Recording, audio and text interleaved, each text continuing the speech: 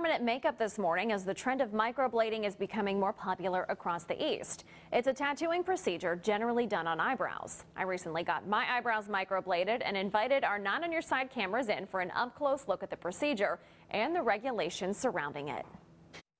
You're good. You're doing really good. This thin blade is drawing individual hair strokes on my eyebrows. It's considered a semi-permanent tattoo, with the blade cutting the skin and then the ink creating color pigment. The cuts follow lines marked on my face based on proportions of where the beginning, arch, and end of my eyebrow should be. Microblading gives a more natural look. Each line is drawn specific to the person. Sarah Bateman's been in the cosmetics and beauty industry for the past 15 years. She co-owns a salon and spa in Winterville and saw additional opportunity to branch into the field of permanent makeup in Eastern North Carolina. It's still art. It's still the beauty industry. You get to help people. You get to help people that are losing hair. You get to help people feel better about themselves. Sarah learned the method at a training center in Greensboro. This I'm going to fill in a lot, because I want this is the same darkness as that. Sarah had to obtain a tattoo permit, therefore becoming a tattoo artist.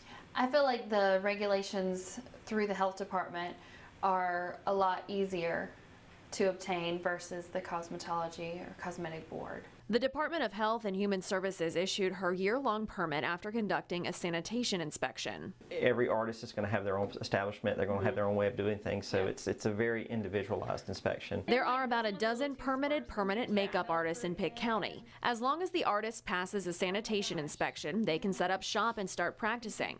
Yet there is no way to know if each of those artists are trained in permanent makeup.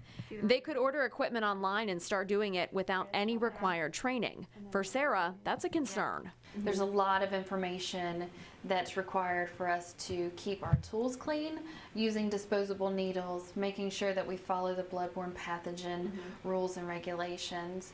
But then there's other gaps where they don't regulate. For instance, the brushes that we use, there's not a real clear definition of what we're supposed to do. Another example, in the cosmetology world, tweezers must be sanitized between each use. In the tattooing world, there's no regulation on how to keep tweezers clean. It's something other states like Colorado noticed, so now permanent makeup artists there are regulated by both the state health department and the state board of cosmetology. Some other states even require certification by the American Academy of Micropigmentation. And anytime you do that, it helps, because then government's not the one, going after them. Their own board can take action on them, and then you're being judged by your peers. Sarah hopes to see North Carolina take similar action. The trend of microblading has made us look at the tattoo permit regulations a little closer, and there is room for growth. In the meantime, if you're a consumer interested in getting microblading, okay, you ready to tilt this way?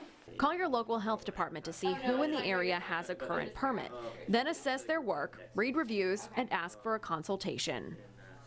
The State Department of Health and Human Services says microblading must be done in a designated area. So if someone offers to come to your house to do it, they are practicing illegally and should be reported.